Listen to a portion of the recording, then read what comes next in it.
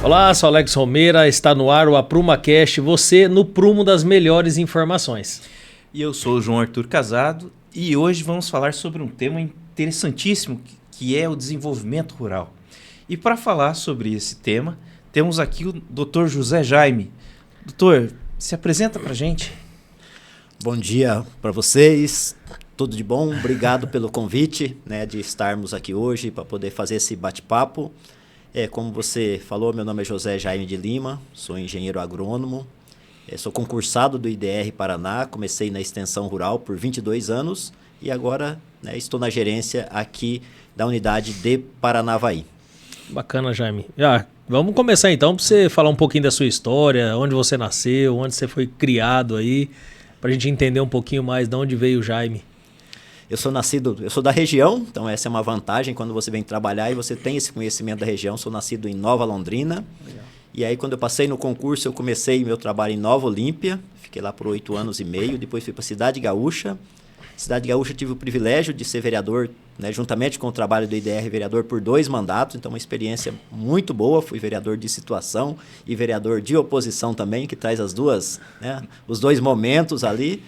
E no final da gestão de vereador, eu fui convidado para a gerência em Umuarama. Aí eu fiquei 6 anos indo e voltando todo dia, andando 140 quilômetros, fazendo a gerência lá. E depois, nos últimos 2 anos, eu fiquei 8 anos na gerência, nos últimos 2 anos eu mudei para Umuarama. Aí terminei esses 8 anos e aí apareceu uma gerência MESO, que é uma gerência que coordena os outros gerentes das 5 regiões, que seria Maringá, Paranavaí, Cianorte, Umuarama e Campo Mourão. Aí eu fui para Maringá e fiquei por 2 anos fazendo essa gerência sobre os demais gerentes, apoiando, na verdade, essas gerências para poder desenvolver um trabalho. E aí houve uma nova reestruturação do IDR, essa função ia extinguir e abriu a vaga na gerência aqui de Paranavaí. E aí a nossa diretoria me convidou e há 2 anos eu estou aqui à frente, buscando com os companheiros, com o nosso time, fazer um trabalho buscando esse desenvolvimento agropecuário da nossa região. O que o jovem Jaime lá atrás encontrou nas engenharias? O que ele viu? O que brilhou o olho? Porque é uma vida dedicada ao agro, uma vida dedicada a essa engenharia que é tão importante, que move de fato aí o nosso país. Eu respeito quem não acredita, mas eu acredito assim que Deus tem um destino e Ele tem um plano. Quando eu estava terminei o 2º ano do 2º grau, eu fui para Curitiba fazer o 3º ano, queria fazer engenharia mecânica. Naquele tempo só tinha na Universidade Federal do Paraná e só era no final do ano. Então eu fiz o 3º ano e prestei para engenharia mecânica e não passei. Aí comecei a fazer o cursinho, lá em Curitiba ainda. Olha. Em Maringá já tinha os vestibulares no meio do ano, mas daí não tinha engenharia mecânica. E aí eu fiz para agronomia e passei. E aí fiquei no dilema. Falei, e agora? Eu espero mais meio ano e daí tento de novo. E aí, como a gente vem de uma família muito simples, então assim, havia já um esforço familiar para que você pudesse estar estudando. E vai que não desse certo. E aí eu optei por fazer agronomia e de forma nenhuma eu me arrependo, me dei muito bem na agronomia e sou muito feliz. Saio de casa estimulado para ir trabalhar. Bacana, Jaime. Olha, eu creio que essa escolha por agronomia deu certo. Mas explica para a gente o que é o IDR, porque esse termo é relativamente novo, Vamos falar assim, haja visto o tempo que o governo do estado existe, O IDR é um nome novo. Isso. Como instituição ela é nova. Ela agora em dezembro ela vai fazer 6 anos de existência. Mas quando você olha a somatória das demais instituições, só para você ver, a mais antiga é a Emater, que era a Carpa, a Emater. Então agora em maio do ano que vem já vai fazer 70 anos. Então, apesar dessa nova instituição ser relativamente... Ela é nova, mas ela é composta por um grupo de instituições, que era o IAPAR, que hoje também está dentro, também tem mais de 50 anos. Então, assim, o conhecimento acumulado, ela já é muito experiente, apesar de idade ela ser nova. Então, o governo optou por juntar 4 instituições que tinha similaridade em relação à questão do agronegócio. Então, ele juntou o IAPAR, que fazia não, né?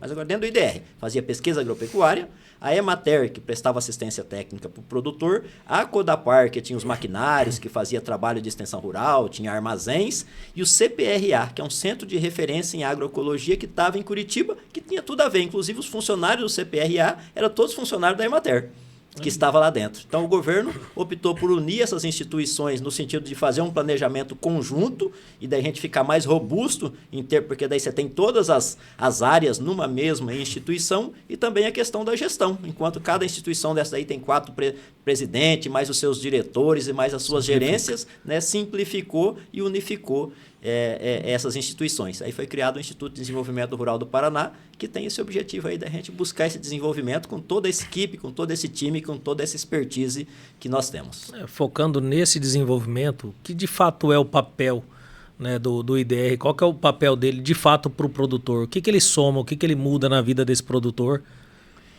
Como nós temos vários serviços, eu vou falar um pouquinho do que nós prestamos, do serviço que nós prestamos, e aí de alguma forma eu vou estar te respondendo. Então, nós prestamos assistência técnica para o produtor. O que é assistência técnica? É aquele que você vai lá, faz a visita para o produtor, orienta ele num plantio, numa adubação, numa regulagem de uma máquina. Nós fazemos também a extensão rural. A assistência é um pouco mais pontual. Eu vou lá, regulo uma máquina para o produtor, por exemplo, ok, atendi aquele objetivo que ele me foi demandado. Essa é a assistência técnica que as cooperativas, outras instituições fazem também. O que nós fazemos de diferente? Fazemos a extensão rural, que é daí você não só trabalhar pontualmente aquela ação, é você trabalhar a propriedade do produtor, você trabalhar a família do produtor, e aí eu coloco um exemplo. A hora que você desce lá para olhar lá uma adubação para uma pastagem, para o produtor de leite, por exemplo, né? Você já desce olhando como é que está a questão do carreador, se ele já tem formiga, se ele está lá com a mata ciliar adequada, né? Como é que está a casa do produtor. Então, a gente pensa o conjunto da atividade. Esse é o trabalho da extensão rural, é você pensar um pouco mais amplo, pensar na família, pensar nos arredores, pensar na comunidade. Então, esse trabalho que nós fazemos. Aí depois nós vamos falar um pouquinho sobre as políticas públicas, aí eu vou exemplificar melhor isso daí, que quando você olha o todo, aparece lá uma política pública de reforma de casa. Aquele produtor que eu fui assistir, ele tem uma casa que está caindo, que ele merece ou que ele encaixa no programa. Então, eu já faço esse link, a política pública, o programa do governo, com essa necessidade. Aí nós fazemos também a pesquisa rural, e aí existe o nosso grupo de pesquisadores que hoje está um pouco restrito, e a intenção nossa é que o governo autorize um concurso para a gente robustecer, mas pesquisadores altamente qualificados, né? Pesquisa muito importante, que também como é que ele promove o desenvolvimento? Ele vai na frente, a pesquisa ele anda na frente, desenvolvendo as pesquisas de acordo com a necessidade. E foi uma das coisas que acho que ajudou na pesquisa e ajudou na extensão, é isso. Nós vamos lá trabalhar com o produtor. Então, nós levantamos a demanda. Eu chego lá e falo, tem essa praga nova, essa doença, esse produto que não está funcionando, a gente traz e a pesquisa já vai pesquisar voltada para aquela necessidade. E vice-versa. Tem algumas coisas que a pesquisa já tem, mas como eles não tinham esse contato direto com o produtor, às vezes eu já tenho resposta aqui na prateleira da pesquisa e o produtor lá não está sabendo. Então, a gente, né, tomando conhecimento do que tem também, às vezes não precisa pesquisar. Tem coisa que já está pesquisada e nós levamos para o produtor também. E ainda complementando, como veio da Codapar, nós também fazemos um trabalho hoje de logística de entrega da merenda. Quase toda a merenda escolar é entregue pelo IDR Paraná. Porque a Codapar já tinha os armazéns e nós temos essa logística. Inclusive, em alguns lugares, a merenda chega até de barco. Né? Os funcionários lá do IDR vai de barco entregar a merenda lá numa ilha, por exemplo, né? E a questão da agroecologia que continuou dentro do nosso trabalho. Então, a gente faz assistência, faz a extensão rural, né? Faz a pesquisa e ainda faz essa parte da agroecologia que está dentro desse todo, né? O que é a agroecologia? É a gente tentar fazer de uma forma melhor aquilo que a gente já faz de forma tradicional. Então, é possível eu ir lá fazer uma adubação orgânica naquela pastagem ao invés da adubação química? É possível eu usar um produto alternativo ou usar um produto menos agressivo para o meio ambiente dentro daquele processo produtivo? Então, quando a gente fala no desenvolvimento, né, também a parte sustentável entra essa questão. E eu creio que o IDR ele é uma ferramenta de desenvolvimento muito forte, né? Vamos falar assim, o Paraná em alguns anos, né? Vamos falar que se não fosse esse trabalho que já vem da Emater, já vem de tempos, em uma mesma área plantada, o ganho de produtividade, principalmente com pequenos produtores, não é? E assim, deixa um legado muito grande para a sociedade paranaense, né? Muitas vezes a gente acaba não dando o devido valor para esses profissionais, mas esse profissional vai lá e muda a vida do agricultor. Esse agricultor que ganhava, vamos falar, X, a partir da hora que o IDR abraça ele, que dá o suporte, ele vê o resultado, né? E daí é uma das partes mais interessantes de sentimento de qualificação, de, assim, você fala, a gratificação de ser agrônomo, né? Isso. Você olha para ele assim e fala, olha, ali está o meu legado, ali, olha, deu certo. Mesmo que o pagamento de vez em quando venha, você ganha uma galinha. Isso. Essa é a atividade direta e para o profissional é o mais gostoso. Você chegar lá numa propriedade que está tirando 70, 80 litros de leite, o produtor está lá passando por muita dificuldade. Eu coloco um exemplo de Cidade Gaúcha, um produtor que eu comecei a atender ele tirava em torno disso aí, de 60, 70 litros de leite, né? E aí chegamos lá, vamos fazer o planejamento da propriedade. Ele falou, eu tenho acho que 2 alqueires de pasto tinha na época. Ele falou, vou reformar os 2 alqueires. Aí fui ver que jeito que ele queria reformar. Na verdade, ele queria tombar, jogar sêmen. Falei, não. Então nós vamos fazer de forma melhor. Vamos vamos reformar um alqueire, vamos piquetear esse alqueire. Quando ele estiver pronto, nós vamos trabalhar o segundo alqueire. E ele tinha uma área de napier também, né? E aí ele falou, talvez a gente precisa destruir. Aí fomos ver que o napier estava bom, ele não estava precisando de adubo. Então nós começamos a adubar o napier, esse napier triplicou de produção. Um alqueire de pasto que nós reformamos já conseguiu colocar todas as vacas dele, porque ficou um alqueire melhor. Os outros 2 alqueires eram muito ruins. E depois esse produtor, quando eu saí de lá, ele já estava com 700 litros de leite. Então você imagina aí dentro dessa linha que você falou, né, da satisfação e de um exemplo de como é que a gente pode transformar a vida do produtor. Quando você sai de lá, ele já começa a reformar uma casa, ele começa a trocar um carro, né? Ele talvez faça uma viagem, ele pode estudar um filho. Então essa é uma gratificação muito grande. E esse é o trabalho direto, é o impacto direto com o produtor que nós trabalhamos. Mas também tem o impacto indireto. Quando você começa a trabalhar lá com uma cadeia, com um grupo de produtores, eu vou colocar o exemplo do cooperativismo. Lá atrás, nós a gente ainda tem, assessores de cooperativa. Então essas grandes cooperativas de Cocamar, Coamo, nasceu do trabalho do Estado. Do Estado assessorando essas pequenas cooperativas e você vê o monstro que são as cooperativas. Hoje, né, as maiores cooperativas da América Latina, elas estão aqui no Brasil. Acho que das 10 maiores, 7 ou 8 tá no Brasil. Isso prova o trabalho, como é importante, né? Isso, né? Então, assim, tem um trabalho direto com o produtor, mas tem daí, você imagina essas cooperativas hoje, quanto emprego, quanto imposto, quanta exportação que ela gera, que também nasceu da extensão. Claro que hoje elas não precisam mais, tem todo o corpo, tem toda uma estrutura, né? Mas o trabalho inicial foi um trabalho de extensão rural. Então, tem o trabalho direto, né? E tem esse trabalho indireto, que beneficia muitas pessoas da cidade, quantas outras pessoas que não tem nada a ver com agro, mas está trabalhando numa agroindústria que foi, né, iniciada ou que foi apoiada inicialmente pela extensão rural. Ô Jaime, seguindo essa linha, só para a gente ter um entendimento, quais são hoje, então, entendendo todo esse trabalho do IDR, estou falando em relação ao Noroeste Paraná, relacionado a Paranavaí, o que nós temos de desafios aqui para os produtores, o que eles mais estão encontrando? Quais são, além dos desafios também, quais são as oportunidades que o nosso solo também tem oferecido? Acho que isso já arremata bem essa questão de todo o trabalho do IDR, né? Eu acho assim, primeiro a questão de organização. Quando os produtores se organizam, seja através de um grupo informal, não precisa ser só cooperativa. Quando eu me organizo lá com os meus vizinhos, se eu faço uma compra comum, por exemplo, se eu faço uma venda comum, eu já estou um passo à frente dos demais produtores. Mas daí pode ser através de uma associação, pode ser através de uma cooperativa. Inclusive, dentro do IDR, nós temos profissionais que ajudam, que apoiam, inclusive, para criar, né? Vai criar, como é que faz estatutos, livros, eleição, perfeito, toda essa parte. Então, acho que assim, hoje a questão da organização rural, ela é importante. É um desafio para a nossa região da gente cada vez estar melhor organizado, porque fica mais fácil, né, você dentro de uma cooperativa, dentro de uma associação, inclusive até por aporte de recurso. Para o governo, se ele for dar R$10 mil para um pequeno produtor, não vai, talvez, mudar a vida daquele pequeno produtor com 10 mil. Né? Se tiver uma cooperativa que tiver 100 produtores, vezes 10 mil dá 1 milhão, para o governo dar 1 milhão para a cooperativa e ela colocar lá uma indústria, um negócio que vai beneficiar os 100 produtores e vai fazer uma agregação muito maior. Né? Então, assim, só para a gente entender que essa questão da organização é bom para o produtor diretamente, mas é bom também indiretamente, que daí ele está ligado numa indústria que é dele, uma agroindústria, por exemplo, que é dele, e ele vai estar se beneficiando disso daí. Na pecuária, mais um desafio grande, uma oportunidade que o Noroeste tem, que ele já está em pecuária de corte. Nós somos, junto com o Marama, as maiores regiões de pecuária de corte do Paraná. Olha e só. as nossas produtividades são muito baixas. Nós temos aí 10 ou 15% de produtores que são referência, ele não perde para nenhum produtor do Brasil.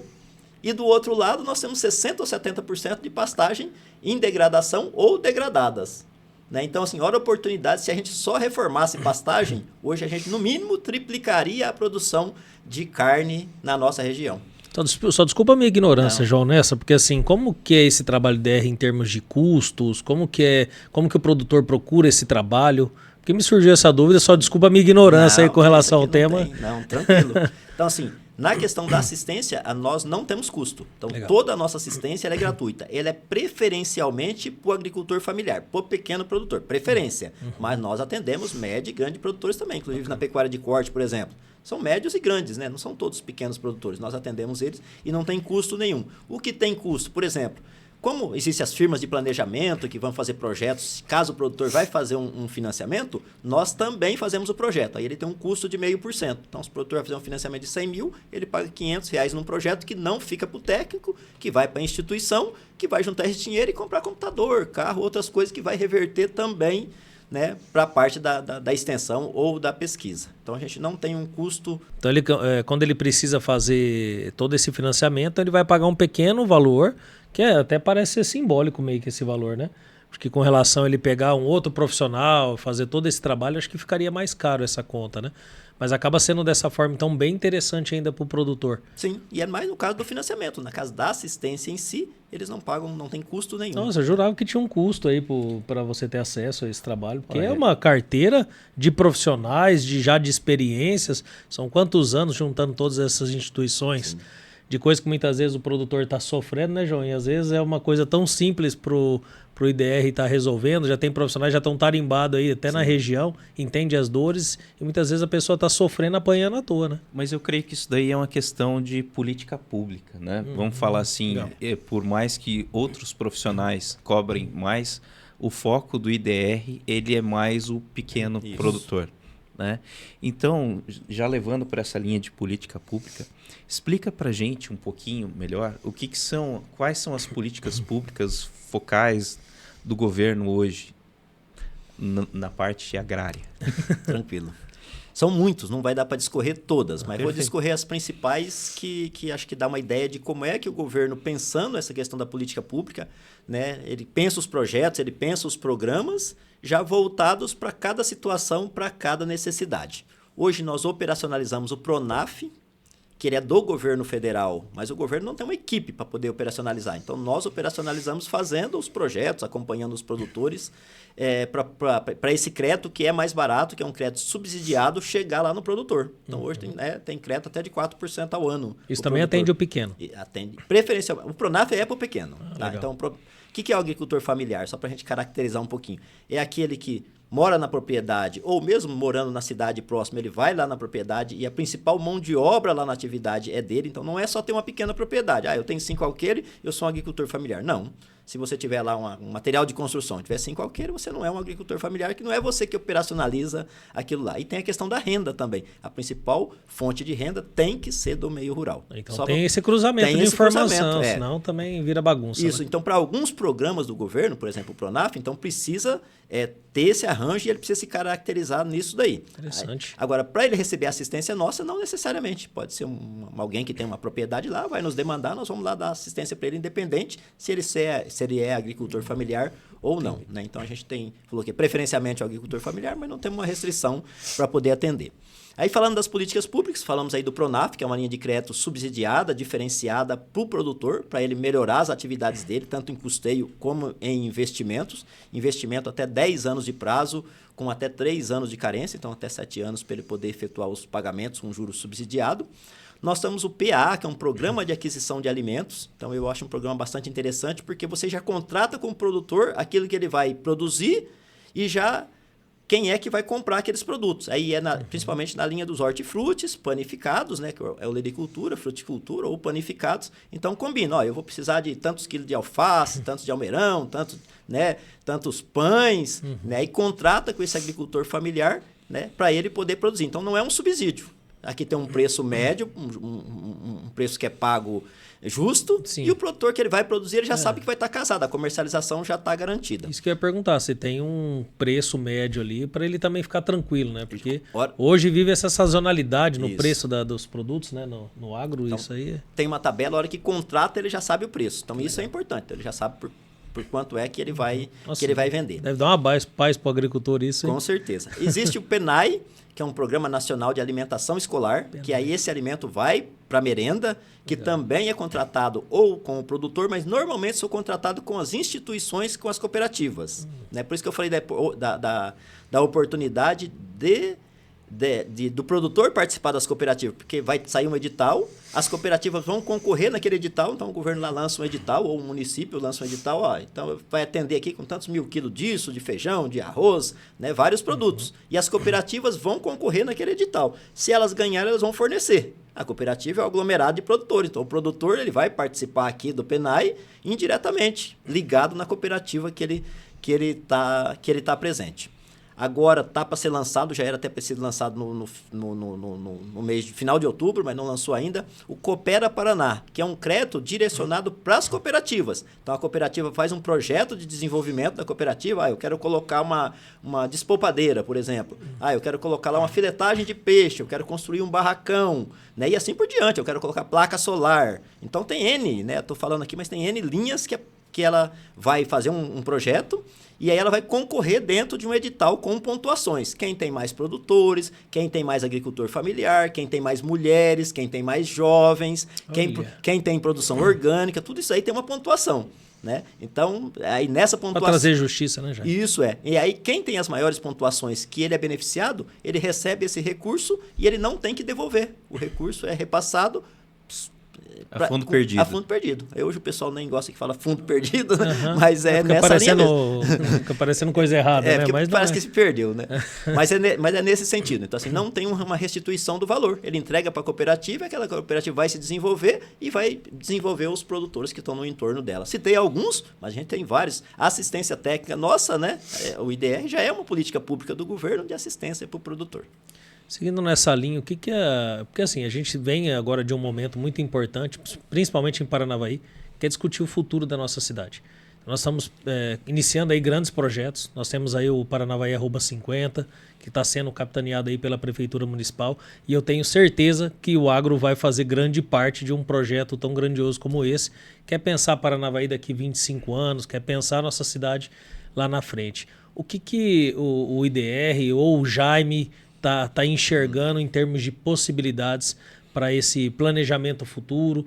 O que pode ser despertado na nossa região, que às vezes ainda não foi aberto os olhos, mas que tem um grande potencial? Nós sabemos que nós somos aqui grandes produtores, nós já sabemos que nós temos a mandioca muito forte, viemos afirmar agora recentemente, sabemos que temos a agropecuária, sabemos que temos a laranja, só que às vezes as pessoas estão amarradas só nisso, e para Paranavaí muitas vezes dar um novo passo, ou até mesmo atrair novas culturas. O que está sendo pensado, planejado para essa nossa cidade, para que a gente tenha um resultado melhor ou diferente do que a gente teve até agora?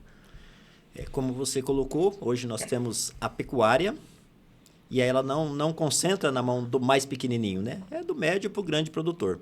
A laranja, que a princípio poderia ser por pequeno, mas até pela viabilidade de um pomar, não dá para você fazer um pomar de 2 ou 3 alqueires, de você ter máquina, de você ter todo o entorno, todas as coisas que precisa ter. Então, tá acabando ficando para médias ou grandes áreas, né? Pelo menos 10 ou 15 alqueires para cima. Então, aquele que tem 1, 2, 3 alqueires, né? Quais são as possibilidades que ele tem? Então, a gente enxerga na fruticultura hoje uma possibilidade de desenvolver a região, desenvolver o produtor. Por quê? Você pega 1 hectare de fruta hoje, ele dá de 80 a 100 mil reais. Aí se você pega outras atividades, aí eu não vou citar, né, não chega a metade disso. Então, por que não a gente pensar, né, em desenvolver um projeto de fruticultura regional? Aí não pode ser só do município de Paranavaí, a gente tem que aí trabalhar isso aí em toda a região. Conversar com as prefeituras, aí seja com recurso da prefeitura ou seja com recurso do estado ou do governo federal, não sei, por isso que a gente precisa sentar para poder desenhar esse projeto. E aí a gente começar a estimular. Ó, cada município nós vamos estimular para começar 10 hectares de fruta só, que não é muito, seja 20 produtores de meio hectare, ou seja, 10 produtores de 1 hectare. E seja progressivo esse. E seja progressivo. Cada ano a gente vai implementando novas áreas. Eu vi, em conversa com fontes, que é lá era da Emater, agora é do IDR, né? Vocês estão trabalhando abacaxi agora na região, né? Já faz um tempinho. Isso aí também. Quais seriam as culturas, né? Que se adapta bem. Era abacaxi e eu lembro que aí já é um pouco mais de tempos atrás, né? Meus cabelinhos brancos falam um pouco. É que tá pintado. A ideia é que tinha bastante bicho da seda. Sim. Quais são as culturas, conforme o Alex falou aqui, que são, para a nossa região, são viáveis? Você vem sabendo que o abacaxi gosta do nosso solo aqui, olha que coisa boa. Isso, então assim, o abacaxi ele vai muito bem no solo arenoso e numa região quente. Então, deu certo aqui. Tá no lugar certo. Deu match. Só que se a gente olhar o trabalho que tinha 10 anos atrás, a área de abacaxi, ao invés de expandir, ela vem reduzindo. Seja por uma questão de mão de obra. Hoje o abacaxi ele é muito manual, né? Então, principalmente colheita, algumas atividades elas são manual e cada vez a gente está tendo dificuldade de mão de obra. Algumas coisas de doenças também. Então, assim, o produtor foi perdendo um pouco a mão. Então, quando tá bom, todo mundo vai lá e cata, compra um pouco de abacaxi e planta. E não é daquele jeito. E aí começa as coisas a dar errado. O cara planta lá sem uma assistência, ele planta uma muda ruim, ele planta uma muda doente. Então, tem várias situações, falei da mão de obra, mas tem várias frentes que fizeram com que muitas culturas acabassem tendo um insucesso e acabou desestimulando. Agora está reanimando novamente a questão do abacaxi. Coloco a questão do mamão. Aqui, 95% do mamão consumido no Paraná, ele é vindo de outros estados. E aí você imagina, então, e aí por que o mamão vai bem aqui? Porque vai bem no solo arenoso e o mamão produzido numa região mais quente, ele é mais doce. Então, assim, as outras regiões gostam do mamão que é produzido aqui. Então, se a gente produzindo mamão aqui, pode ter outros concorrentes? Pode ter. Nós vamos ter uma preferência pela qualidade do produto, principalmente pela questão do gosto do produto. Tem algum porquê da laranja ser mais doce aqui também? Ganhar algumas premiações? Tem alguma coisa relacionada ao solo? Também. Né? Quanto mais quente, mais essa possibilidade do fruto ser mais doce. Claro que tem questão de adubação, tem outras coisas, mas onde tem calor, tem uma tendência do fruto ser mais doce. E aí nós temos outras, nós temos goiaba, que vai bem aqui na nossa região, nós temos a acerola, que vai muito bem, mas ele tem essa dificuldade também que a colheita é manual e ela não é de uma vez só. Né? A acerola vai amadurecendo várias vezes durante a semana, você tem que fazer uma colheita praticamente diária, né? Então, assim, mas para aquele produtor que está lá, que está ele, que está a esposa, que tem um filho ou uma filha, talvez não, é uma oportunidade. E hoje, se você pega, vamos dizer que uma cultura ele deu R$100 mil por ano.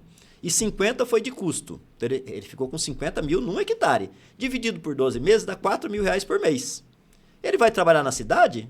Quem não tem muita instrução, dificilmente vai ser mais que R$2.000 ou R$2.500 para quem está iniciando. E aí ele vai ter os horários, vai ter tudo. E lá não, ele fez a colheita, o restante do dia ele pode fazer até alguma outra atividade. Então a gente vê... Pode ter uma atividade complementar. Uma atividade complementar. Então a gente vê na fruticultura essa oportunidade de renda, né? Porque daria uma densidade de renda. Então, o pequeno produtor que hoje está ganhando lá 1 salário mínimo, 2 salários mínimos, ele poderia ganhar 3, 4 salários mínimos na propriedade dele tranquilamente. Então, ele melhora a renda dele. E quando melhora a renda, o que acontece? Tudo gira. Ele compra, vai no mercado, ele gasta mais, na loja ele gasta mais, na farmácia ele gasta mais e assim por diante. E complementar, se vem a fruticultura, nós automaticamente teríamos que ter indústria para processar. Claro, uma parte a gente vai vender in natura e a outra parte a gente gostaria de industrializar essa fruta também, que daí vem polpa. E se vem a indústria, vem emprego, vem impostos e tudo mais. Olha, essa parte de fruta é um negócio que, vamos lá, ele é espetacular. Eu vejo em vários outros cantos do Brasil afora, né? Principalmente plantação de uva, o povo ir lá e visitar ainda enquanto... plantação, verdade, você vai lá e você mesmo colhe. Eu já vi isso funcionar com morango também, né? Daria para adequar isso ao turismo, né? E daí trabalha junto com o turismo. E eu já vi um trabalho bem legal do IDR participando com isso aí, fazendo outras ações também, né? Teve uma caminhada agora em Terra Rica que deu mais de 800 pessoas lá, foi um sucesso, né?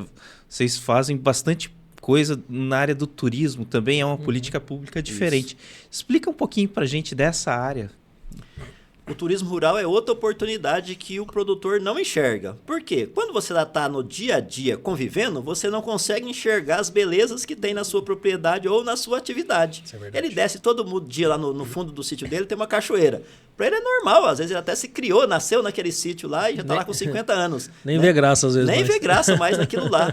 E daí a pouquinho ele podia se despertar. Quem vem de fora, puta, que lugar bonito, né? E daí, aí a partir daí ele pode ir começando a pensar em algumas coisas. A gente vê aqui, quando a gente vai margeando o rio aqui, Porto Rico, tudo que está acontecendo aqui da questão do turismo, mas não só lá. Em todos os municípios a gente tem oportunidade. Por que não, né, o produtor oferecer um café rural? Onde você vai lá, ele faz o pão caseiro que ele fazia naquele forno de barro, né? E quantas pessoas que moram na cidade hoje que têm ligação com o meio rural? Ou viveram no meio rural, ou tinha um avô, alguém do meio rural, que você ia lá, tinha aquele forno, né? Aquele pão assado na folha de bananeira, né? Um café que você pudesse lá no moinho moer aquele café, fazer aquele café polido da propriedade rural, um doce que é feito com as coisas que são da propriedade rural, oferecido nesse café, né? Aqui para frente de Maringá tem um lugar que custa R$ 75 por pessoa. É fila, você tem que se inscrever para ver o dia que você vai lá tomar o café. Né? Então, por que não o nosso produtor também? Por que o cara tem que sair daqui e ir lá? Né? E por que não nós não termos esse espaço aqui? Eu creio que em Gramado eu visitei, eles têm uma rota de turismo rural interessantíssima. Aí você pega a van, ele primeiro vai lá, te mostra uma antiga madeireira, não sei das quantas, no final tem uma lojinha. Aí você vai lá no outro, porque aqui a gente plantava uva tal, tem o vinho tal, no final, uma lojinha. Aí você vai no outro, porque aqui colonização italiana, a gente plantava isso, aquilo. Aí serve um café colonial, se come feito um trator. Aí no final, o café colonial já é uma lojinha, né? Meu Deus do céu, aquilo lá gira a economia. Gramado já é uma cidade turística, mas você vê o turismo, quando bem trabalhado na área rural, gera uma renda. E daí é impressionante como as pessoas daí começam a cuidar da sua propriedade de uma maneira diferente. Você vê a estrada bem cuidada, a cerca pintada, né? E lá o povo tem uns caprichos com flor que é fenomenal. E é gostoso de ver quando o proprietário rural ele tem...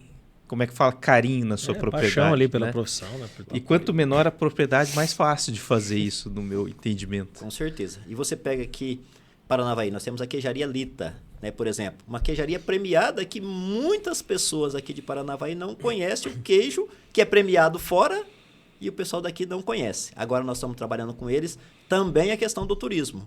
Né? Então, a pessoa, visitas técnicas podem incluir nessas? Isso é. Então lá nós estamos fazendo uma construção e aí a gente quer... Primeiro, isso que você falou, nós vamos chegar, vamos apresentar o processo dele, quais é o tipo de animal, o que esse animal come, onde é que ele tira o leite, como é que esse queijo está sendo feito, e depois nós também vamos ter um espaço que a pessoa vai poder ir lá, tomar um café, comer o queijo, né, os vários tipos de queijo que eles fazem também, e vai estar aqui dentro, né? Então a gente espera que isso daí realmente dê resultado e que a nossa comunidade apoie esse tipo de empreendimento que vai estimular outros empreendimentos. Todo mundo precisa ter uma propriedade com turismo rural? Não. Daqui a pouquinho eu faço um doce de leite, eu não posso colocar lá na loja da Lita para ele vender para mim esse doce de leite? Eu não posso ter lá alguns produtos da minha propriedade, eu faço uma cesta de frutas, alguma coisa, eu não posso colocar lá um morango, alguma coisa para ele comercializar lá? Então, assim, nós temos inúmeras oportunidades. Enxergando esse cenário, deu para perceber que existem algumas dificuldades para serem vencidas aí, principalmente pela questão de algumas dificuldades de plantio e tudo. Só que o que ficou claro para mim vendo a FIMAN é que quando você passa a ter demandas, você passa a ter mais estudo, mais tecnologia. Quando você tem mais pessoas produzindo, mais pessoas plantando, desperta mais interesse. Uma coisa é eu ter 2, 3 hectares sendo plantado, outra coisa é eu ter 200 hectares sendo plantados, ter 500 hectares sendo plantado. É outra realidade em termos de investimento, de tecnologia. E aí, como você comentou, tem dificuldade no recolher lá, como que fala? Mão de obra, mão de obra para colheita. Talvez você vai mecanizando mais isso conforme vai aumentando a produtividade, porque a laranja, esses produtos, mandioca foi melhorando porque foi aumentando a produção. Então eu vejo isso até com relação à parte de adubo, defensivos agrícolas. Uma propriedade pequena, o cara está indo lá manualmente, aí vai um trator, daqui a pouco é um drone, aí dependendo da propriedade é avião. Então, acho que as tecnologias vão de acordo com realmente o volume. Isso. Se a nossa região atrair um volume maior e tiver uma expressão em termos de plantio, eu tenho certeza que essas tecnologias vão começar a serem apresentadas e aí a gente passa a ser referência, não só na área de fato da mandioca, que hoje é referência em termos de equipamentos e tudo mais, até mesmo na questão da industrialização. Nós temos a fécula aqui industrializando, que é já um processo de industrialização, mas a gente pode ter outros processos, outras empresas, não precisa ficar refém apenas de uma cultura, monocultura no caso. Não, com certeza. Mas a dificuldade é essa. Agora, no começo, se for no caso da fruticultura, por exemplo, tanto no turismo, é estruturar um projeto, chamar os parceiros para dentro desse projeto, ver que cada um pode, né, que todo mundo entenda que realmente aquilo ali é uma oportunidade de desenvolver a região. Fala, eu quero contribuir. Né? O Estado quer contribuir, não vai fazer sozinho. As prefeituras vão contribuir, outros órgãos podem contribuir, as universidades podem contribuir, os conselhos podem contribuir, a associação comercial pode contribuir, porque é bom, a hora que der certo, todos vão sair ganhando. Né? É claro que no começo precisa desse start, desse empurrão, desse empenho, dessa dedicação. Mas depois é aquilo que você falou. A hora que a coisa começar a caminhar, né? A indústria que ia fazer uma polpa de acerola, ela vai colocar lá em Maringá? Ela vai colocar onde é que está a acerola. Né? Ela vai vir para cá. Daqui a pouquinho, aqui está uma demanda muito grande para um tipo de adubo, alguma coisa. O cara vai colocar uma loja aqui, vai colocar, né? E assim a gente vai atraindo e aí vai facilitando. Então agora no começo é um sonho possível, eu não tenho dúvida, né, que a fruticultura é um sonho altamente possível e eu tenho certeza que a nossa região vai desenvolver muito. Petrolina, por exemplo, né, que partiu por aí e hoje praticamente as frutas são para exportação. Então, produz e com irrigação, claro, e que a gente também tem a possibilidade de fazer a irrigação aqui também. Né? Então, a gente, juntando toda essa força, a gente consegue fazer essa transformação. Eu acho que atrai, né, João? Acho que Não, atrai. E o turismo vem junto com, vamos falar assim, o desenvolvimento, né?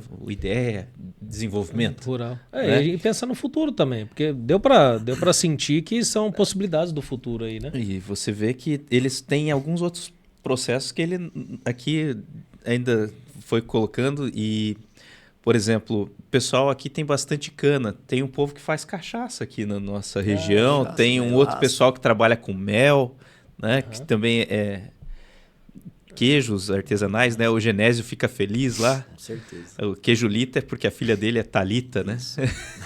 Eu já fui na propriedade, eu não estava assimilando o nome, eu já fui na propriedade lá, muito bacana. Não, mas é assim, eu vejo o IDR com uma parte que também trabalha bem a pesquisa, né? E essa pesquisa é importante. Aqui no Paraná a gente perdeu muito quando o café entrou em declínio.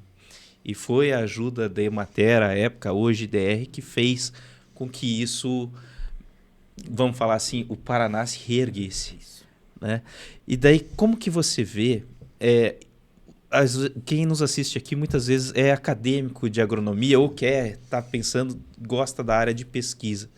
Como que você vê a pesquisa em longo prazo dentro do IDR? Legal. Trabalho, pesquisa, não tem fim. Então, a pesquisa é assim, você faz uma pesquisa, automaticamente ele nos demanda uma outra coisa que você não pesquisou. Você pesquisa um negócio, daqui a pouquinho já aparece isso daqui não respondeu. Aí é uma pesquisa, puxa outra pesquisa. Então, a pesquisa é uma coisa que que é infinita. Né? Você nunca chega numa resposta final. Sempre você tem alguma coisa ainda para poder ser pesquisado. Então, o potencial que a gente tem muito grande dentro dessa questão da pesquisa e muita coisa para ser pesquisada. Né? Então, a gente ainda está... Fruticultura, por exemplo, é uma pesquisa até dentro do IDR, hoje, até pela falta de pesquisador aqui em Paranavaí, que ela está aquém da necessidade. Nós poderíamos estar pesquisando algumas coisas que ainda não estão sendo feitas. Nós temos aí uma parceria agora com a Unifatese, colocando uma unidade de maracujá e uma unidade de mamão lá dentro, em parceria Fatese e IDR Paraná, já para isso, já para envolver os alunos, para eles irem conhecendo a cultura, exercitando, fazendo aula prática dentro daquela cultura, vendo o potencial que a cultura tem, tá? E tanto na parte de assistência, de profissional que possa dar assistência depois, mas algum profissional também que possa se dedicar, né, estudar um pouco mais e trabalhar com a questão da pesquisa. Um potencial muito grande e tem muita coisa para ser feita. Eles tinham girassol lá também, né? Isso. Chega a ser bonito, o pessoal ia na fazenda lá só para bater foto. E aí, você falou da pesquisa, e aí eu quero colocar na extensão também algumas oportunidades. Vou colocar um exemplo e talvez quem esteja nos assistindo, principalmente quem são os acadêmicos ou os profissionais recém-formados, vejam essa oportunidade também. Nós tínhamos, quando eu estava na região de Paranavaí, uma dificuldade de dar assistência para o produtor de leite para todos os produtores. Por quê? O IDR tem a limitação. Tem município que você não tem técnico, tem município que você tem um técnico só, e ele não trabalha com uma cadeia. Ele trabalha o município todo, que tem leite, tem fruta, tem horta, tem mandioca, e ele não dá conta de tudo.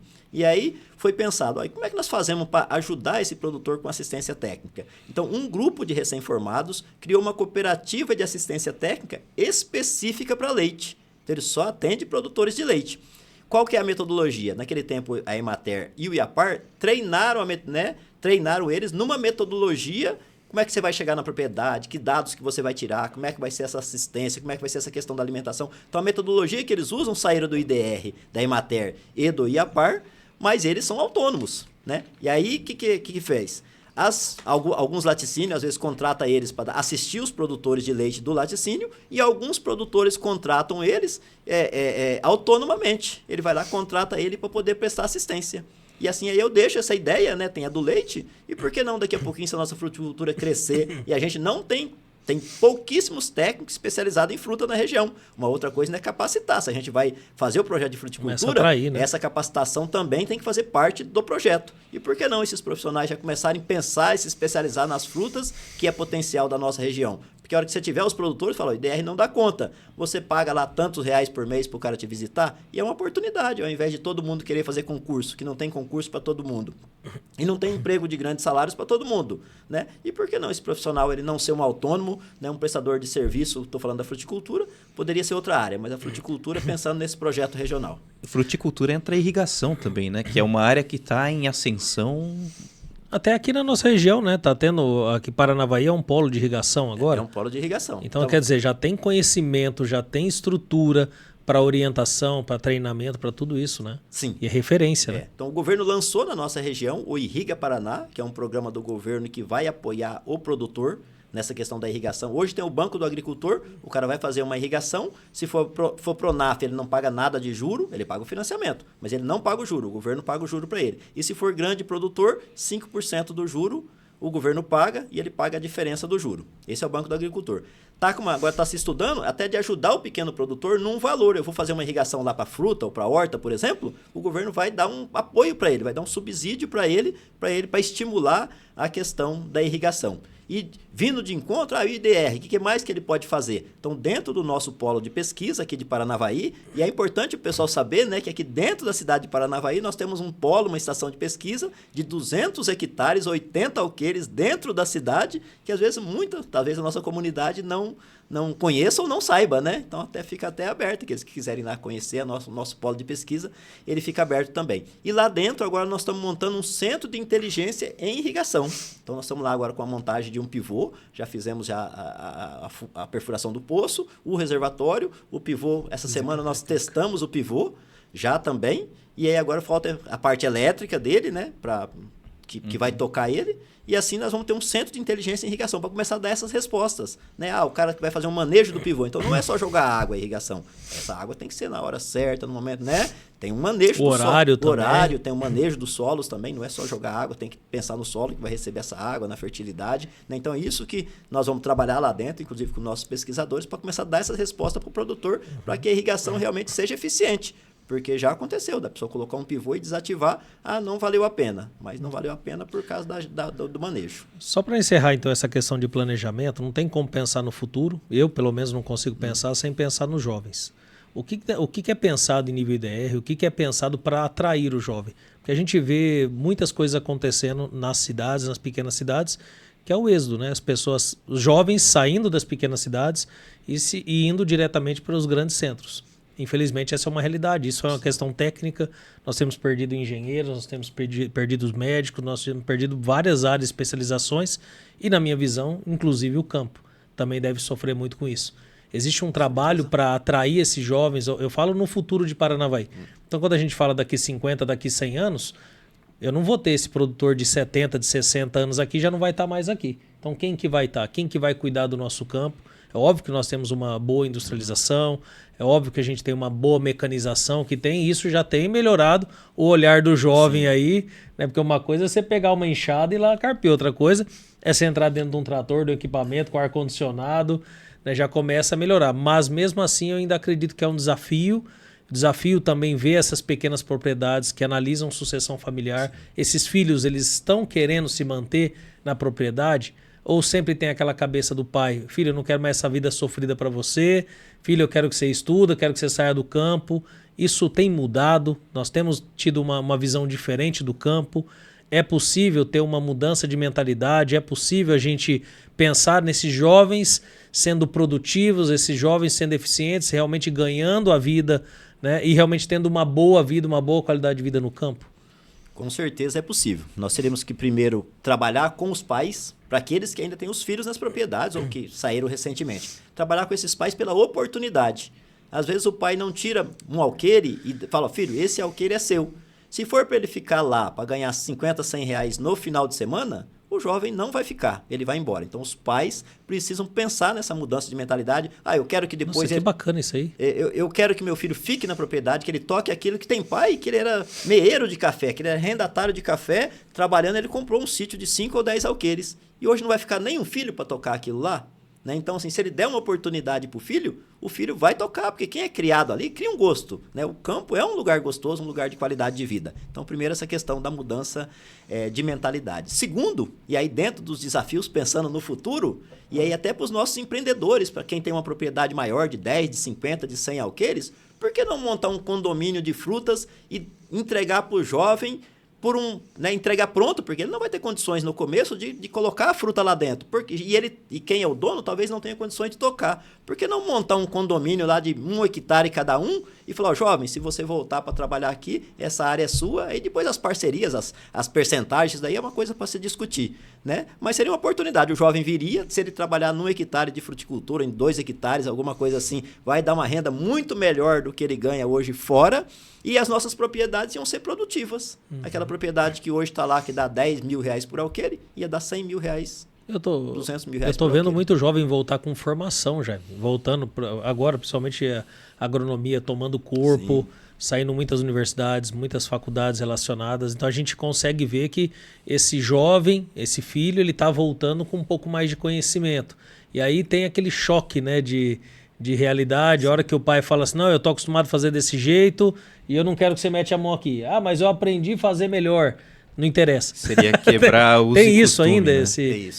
Tem isso. Tem muito disso ainda. Isso é bastante. Por isso que muitos jovens acabam não ficando, né? Porque ele vai lá, ele estuda, seja o técnico agrícola, seja um agrônomo, um veterinário, um zootecnista, e ele chega, olha a realidade e ele fala, isso aqui tem muita coisa para mudar. Mas às vezes o pai só pensa na mudança, quando vai ter uma despesa, só pensa em despesa, mas na verdade tem coisa que é investimento. Quando eu invisto lá numa máquina, quando eu invisto num animal melhor, quando eu invisto numa genética, é um investimento. Ele vai me dar um retorno na sequência. Não pode olhar só como gasto e também não pode ser muito medroso, né? E assim, né? E aí não é só no meio rural, qualquer lugar. Você não pode ser medroso, né? Você tem que planejar bem e precisa de investimento. E hoje ainda tem a oportunidade, nós temos um programa do governo federal de aquisição de terra, só que o valor ainda é pequeno, então talvez a gente politicamente pensar nos nossos políticos, aí, articular de uma forma que o valor fosse maior, que hoje, se eu não me engano, é em torno de 180 mil, daria para comprar um pouquinho mais de um alqueire de terra. Se for para fruticultura, ainda é viável e tem um prazo muito longo para poder pagar e é muito fácil de pagar. Né? Só que assim, não tem recurso para todo mundo, se tiver uma demanda muito grande, mas ainda tem. Então, quando você falou do jovem voltar, o pai não dá oportunidade, ele mesmo. Quem tem o vínculo com o meio, tem que ter vínculo com o meio rural. Então, não pode, um jovem que foi criado 100% na cidade, hoje ele adquirir um pedaço de terra por esse programa. Então, tem que mostrar um vínculo. Ou eu fui filho de produtor, ou eu trabalhava numa propriedade de empregado para alguém, e quer dizer, eu tenho vínculo com o meio rural, eu posso demandar essa compra dessa terra para eu começar a fazer o meu empreendimento. E isso daí é a verdadeira reforma agrária, né? Porque daí, assim, pagar, se uma pessoa em 30 anos não conseguir pagar aquele valor da terra, é porque ela não trabalhou na terra. Com certeza. E se ela sabe trabalhar na terra, ela consegue. Eu acho que, no meu entendimento, a reforma agrária passa por aí. É muito mais justo e muito mais inteligente. Né? Eu creio que seria muito menos criticado, né, se isso acontecesse. Mas eu até me preocupo quando a gente ainda encerra e volta no planejamento e o futuro. Mas as pessoas, eu acho que elas só focam muito no fim. Então, a gente tem que trazer indústria para Paranavaí. A gente tem que construir... As pessoas esquecem que as coisas não funcionam assim. As ordens são diferentes. Então, para você atrair uma indústria para cá, existem vários fatores que você precisa melhorar e corrigir em nível estrutural, em nível de culturas, ou até mesmo a própria cultura local. Então, como que você atrai uma indústria? Se você tiver uma boa energia na região, que é um problema hoje do estado todo e do país como um todo, é você atraindo através da onde você tem locais, plantações, onde você tem tudo acontecendo. Então a gente vê que as pessoas elas gostam de pensar no planejamento do futuro só, tem que trazer indústria. Mas não vai trazer indústria se a gente não organizar o nosso espaço aqui para atrair, né? Daquela mesma frase, aquela questão do jardim, né? A pessoa ela gosta de ficar caçando borboleta, mas se ela criasse um bom jardim, a borboleta vinha. Então é natural você desenvolver uma área e automaticamente as coisas vão acontecendo. Como agora se instala a fecularia na nossa região, se instala ou se tem estudo, é por quê? Porque é uma região que está plantando a mandioca, é uma região que está desenvolvendo, tem um volume maior, tem muitos produtores, automaticamente vai atraindo essas e vai evoluindo. Antes era só plantação, era só commodities, hoje já estamos falando de industrialização, hoje nós já estamos falando de muita tecnologia e hoje Paranavaí já tem uma feira internacional da mandioca. Então olha que coisa maravilhosa. As coisas não se começa tendo uma feira internacional da mandioca para atrair produtor. Então é uma escala que a gente tem que respeitar e quando a gente montar um planejamento realmente de longo prazo, entender quais são os primeiros passos, quais são os segundos passos, terceiros e assim por diante, até a gente chegar realmente em ter aqui uma feira internacional da fruticultura, por exemplo. Quando a gente pensar em algo assim, é possível, mas tem que ser dado o primeiro passo, que é incentivar com todo esse trabalho que eu vejo que o IDR tem feito, né?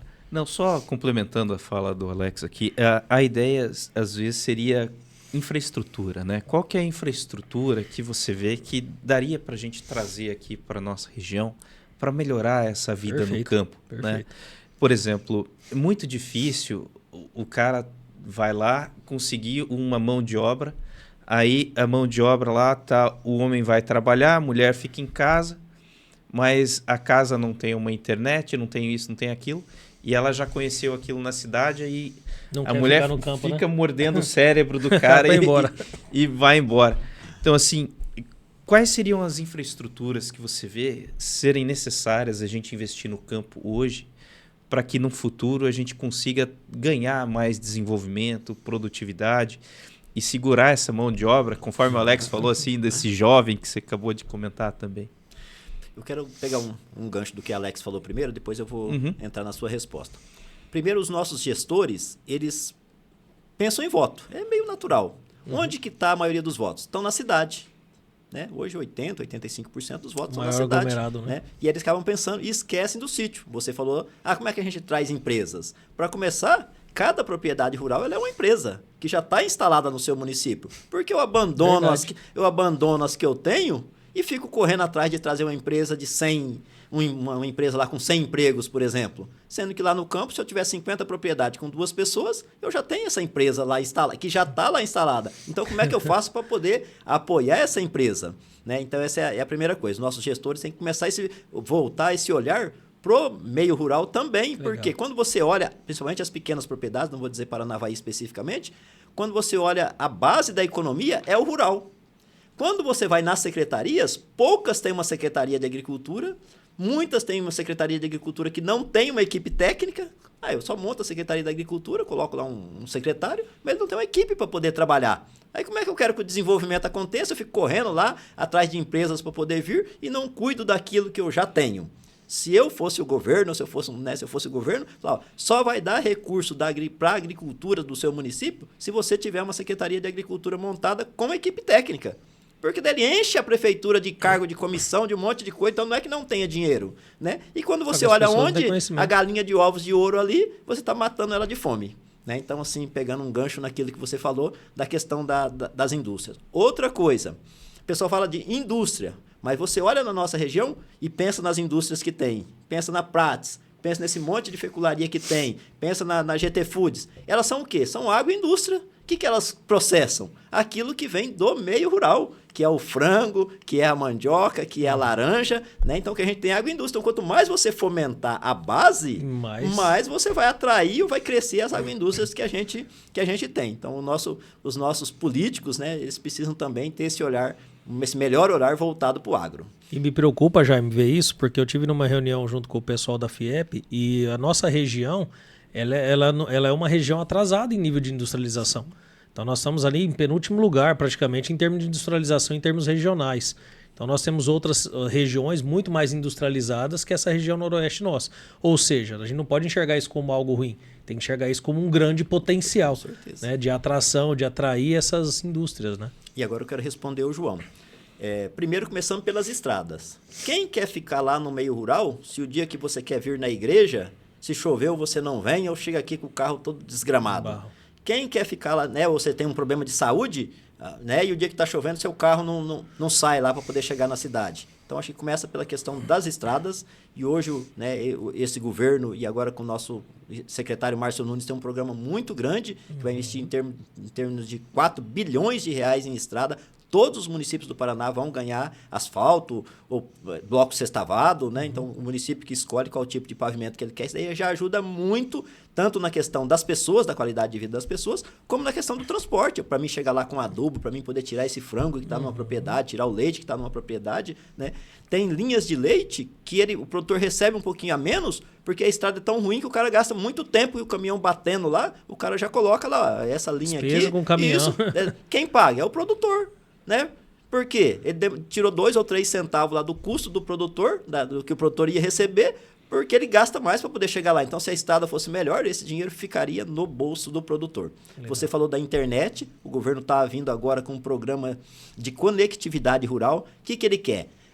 As empresas que a gente tem na região de internet, a gente vai identificar onde tem polos, porque às vezes tiver 1, 2 no fundo de uma fazenda, talvez ninguém vai querer talvez chegar lá. Mas nós temos algumas comunidades, algumas estradas que tem bastante famílias ainda. Então eles vão estender essa rede de internet até lá. A comunidade depois vai dizer se ela está satisfeita e o governo vai subsidiar uma parte do investimento que essa empresa fez lá. Que é uma forma, então a empresa fez, ela vai ter lucro. Caramba. E o governo vai ajudar ela, para não ser, porque às vezes demora muito. Eu vou investir R$1 milhão lá, por exemplo.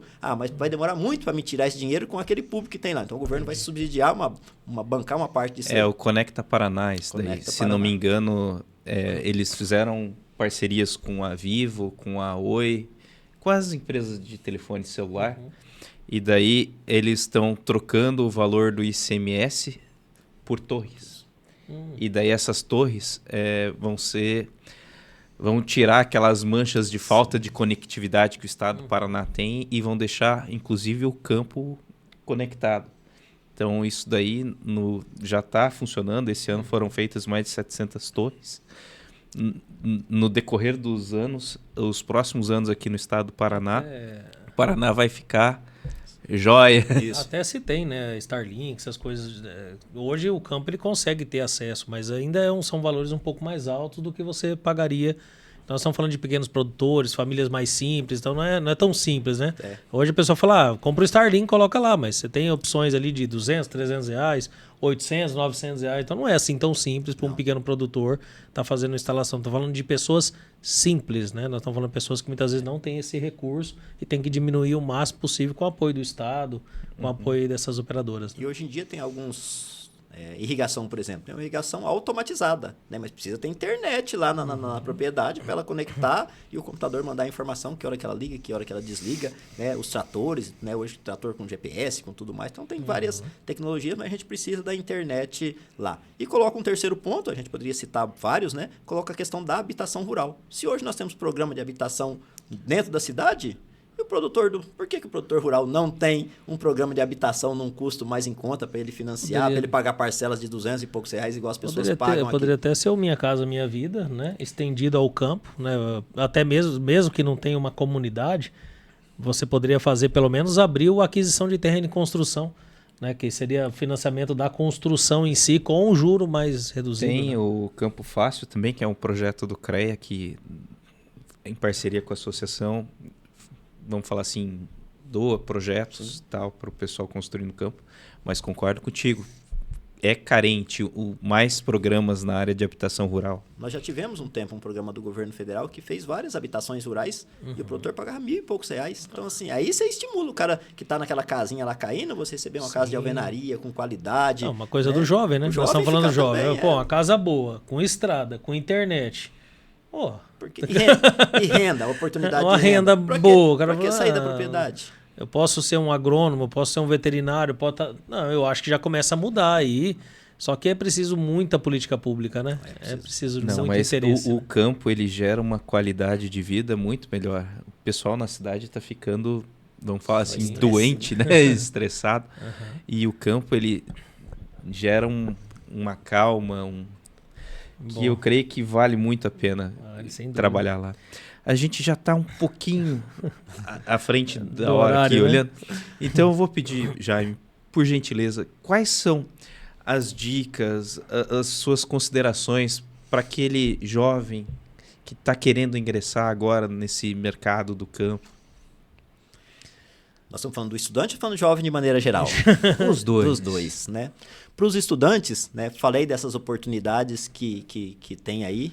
Então, assim, para irem já direcionando um pouco. E chegar lá, você sabe que a grade ela é aberta, né? Fala desde as grandes lavouras, de horta, fala de animais, de tudo um pouco. Né? Olha a fruticultura com carinho, né? E pensem já aí se especificando, se especializando em algumas frutas, no abacaxi, no mamão, no maracujá, na acerola, né? Que são frutas que vão muito bem na nossa região e tem uma oportunidade muito boa desses jovens serem consultores, igual hoje na citricultura, tem muitos técnicos que ganham muito bem dando consultoria na citricultura. Eles são profissionais que dão essa consultoria e daqui a pouquinho, não tenho dúvida, se a gente conseguir desenvolver esse projeto, vai faltar profissional. E não adianta você começar com o produtor e não ter assistência. A assistência é a base de tudo, né? E a gente vai precisar desses profissionais que o Estado não tem condições de bancar um projeto desse tamanho. Então, são as oportunidades que a gente tem. E para o jovem que está ligado ao meio rural, né, também pensar nessas oportunidades, né, de uma área menor, para os pais que talvez estejam nos ouvindo ou que possam nos ouvir também depois, pensar numa área,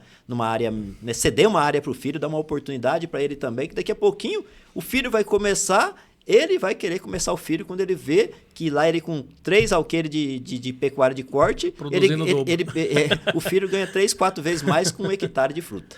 Nossa, que legal. Bom, o que eu queria ouvir do Jaime agora, o que ele pensa em deixar de legado aí frente ao IDR, um trabalho que é feito, o que você acredita, né, que esse seu trabalho pode estar ajudando, auxiliando nesse processo, seja do campo, de evolução, planejamento, futuro. O que você pensa em deixar de legado, Jaime? O IDR, né, e eu como profissional, nós somos uma peça dentro de um tabuleiro grande. Então, não adianta pensar que o gerente, né, o chefe do regional, ele vai fazer a transformação, seja no IDR ou na região. Ele não vai fazer nada sozinho. Então, essas inter-relações, essas conectividades com os demais parceiros, para mim isso daí é primordial. Né? E aí eu vim de Maringá e o pessoal às vezes fala, mas você é doido, veio de Maringá para cá? Eu falo, para o meu trabalho, eu prefiro muito mais estar em Paranavaí do que Maringá, porque aqui tem essa possibilidade da proximidade com as pessoas, com as demais lideranças. Aqui eu consigo conversar com o prefeito, eu consigo conversar com o vereador, eu consigo conversar com o pessoal do SEBRAE, o pessoal do Senar, e assim por diante. Né? Eu citei alguns exemplos, pessoal das faculdades, do CREA, da Associação de Engenheiros. Né? Então a gente tem essa proximidade e essa possibilidade dessa interlocução. Então, assim, a intenção é, somando com os demais parceiros, num objetivo comum, aqueles que, né, olham esse objetivo do desenvolvimento da agropecuária, né, e vê essa oportunidade e também sonham em ter uma agropecuária melhor, a intenção é assim, o que o IDR, ou como um profissional Jaime, pode contribuir dentro desse processo. E eu não tenho dúvida que a gente, né, tem vontade e quer ver. A gente vai passar, vai vir outras pessoas, outros gerentes, outros técnicos que vão vir depois de nós, né, outras lideranças que vão vir depois de nós, né, e que vão dar continuidade nesse processo. Bacana. Deixa os seus contatos, Jaime, para o pessoal poder estar te acompanhando, te seguindo, Instagram, telefone. Fica à vontade aí. Meu celular é 44 99919 4684 e o Instagram é Jaime Lima 7619. Então, sigam lá, se precisarem, mande mensagem, mas principalmente a gente tem escritórios do IDR Paraná em quase todos os municípios. Então, entre em contato com os nossos escritórios, demandem. Talvez aquilo que você está demandando naquele escritório não tenha aquela especialidade, mas nós temos essa oportunidade de ter essa rede de técnicos no estado todo.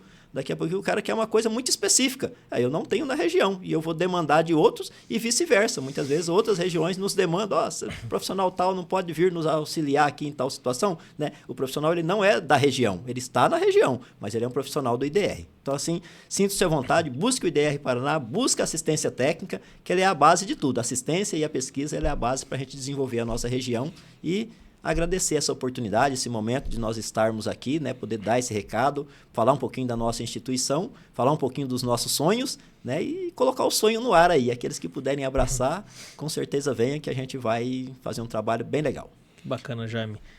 Que podcast, hein, João? Muito eu bom. acho que assim, eu fico muito feliz, Jaime, de ter recebido você aqui. Eu gosto disso, quando a gente vem para um podcast e você sai melhor do que você entrou, é o que vale a pena, vale esse trabalho nosso, vale um pouco desse esforço de estar aqui num domingão, né? Gravando, eu fico muito feliz com isso. Queria parabenizar pelo trabalho que tem feito frente ao IDR. A gente tem visto aí que é um respeito muito grande que as pessoas têm pelo Jaime, assim, a representatividade que tem, todo o trabalho que é feito, um legado que é deixado, só parabenizar. E eu tenho certeza que ajuda muitos profissionais, ajuda muito o produtor, tenho certeza que vai ajudar muito mais ainda, tenho certeza que ainda virão muita coisa boa para a nossa região. E, de fato, as portas estão abertas, tanto aqui do podcast, também como da nossa associação, que a gente recebeu ele agora recentemente, João. Então, a gente fica muito feliz de ter um parceiro como esse lá na nossa entidade.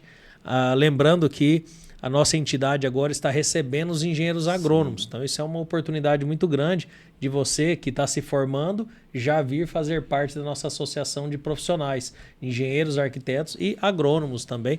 A gente não coloca engenheiro agrônomo, mas tem os que preferem ser chamado basicamente só de agrônomo, mas é uma grande honra ter você com a gente, tá joia? Hoje não deu tempo da gente poder falar, nós temos como trabalho também da Feira Sabores do Paraná, edição Paranavaí. Então, no próximo podcast, talvez a gente venha falar um pouquinho mais, daí nós precisamos de um pouquinho mais de tempo, né? Sim, o que nós queremos? No Paraná existe a Feira Sabores do Paraná. E aí nós queremos fazer a edição Paranavaí. E aí trazer mostrar aquilo que nós temos de bom, quais as agroindústrias que a gente tem, falamos da queijarialita, mas nós temos cachaça, nós temos muita coisa, peixe, suco, nós temos muitas coisas boas na nossa região que nós vamos fazer essa feira em maio do ano que vem, né? Então já fica o convite para você que está aí, maio do ano que vem, Feira Sabores do Paraná, edição Paranavaí ou edição Noroeste, a gente ainda não fechou o nome. Bacana. Perfeito. Não, eu queria agradecer, Jaime, foi espetacular a sua fala aqui. Queria agradecer o Alex também, toda a equipe aqui nossa de gravação. E você que nos assistiu até agora. Muito obrigado. E fique agora com as palavras do presidente do CREA. Olá, pessoal. É com grande satisfação que dou as boas-vindas a todos os participantes deste evento. Esse é mais um encontro técnico realizado com apoio e investimento do nosso Conselho Regional de Engenharia e Agronomia do Paraná. O CREA Paraná é o único CREA do país que possui 3 linhas de investimento para o aperfeiçoamento técnico, cultural e científico de profissionais das engenharias, agronomia e geociências e a todos os acadêmicos que compõem o programa CREA Júnior. Os editais de chamamento público, editais de patrocínio e política de estando são iniciativas que resultam de mais de 300 atividades técnicas anualmente. São mais de 20 mil participantes impactados a cada ano. E nesse ano, estamos destinando 5 milhões de reais para essas iniciativas apoiadas pelo Conselho. Essas iniciativas também reforçam o papel do CREA Paraná como parceiro estratégico das gestões públicas, municipais, estaduais e até as nacionais. Esses materiais servem de base para decisões importantes e fazem parte do nosso trabalho permanente no programa Agenda Parlamentar do CREA Paraná. E para que todos os profissionais e acadêmicos tenham acesso a essas oportunidades, o CREA Paraná disponibiliza o Conecta CREA Paraná, um portal com centenas de atividades técnicas gratuitas, como cursos, congressos e eventos presenciais e digitais por todo o estado. No Conecta é possível também encontrar oportunidades de trabalho, estágios, consultar gratuitamente normas da ABNT e acessar diversos outros serviços pensados para a valorização do exercício profissional. É com muito orgulho que o CREA Paraná desenvolve, em parceria com as entidades de classe e as instituições de ensino, a maior política de valorização e capacitação profissional de todo o país. Agradeço a sua presença nesse evento, esperamos encontrá-los em outras atividades que acontecem por todas as regiões do estado. Um bom evento a todos.